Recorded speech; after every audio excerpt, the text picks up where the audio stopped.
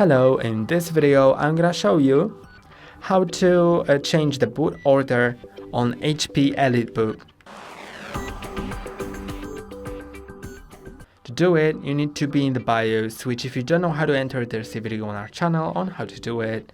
Once that's done, go to Advanced tab, then go to Boot Options, and now go all the way down to Boot Order.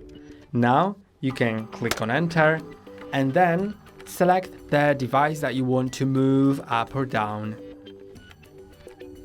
Then click on Enter and now click on the arrows to move that boot device up or down.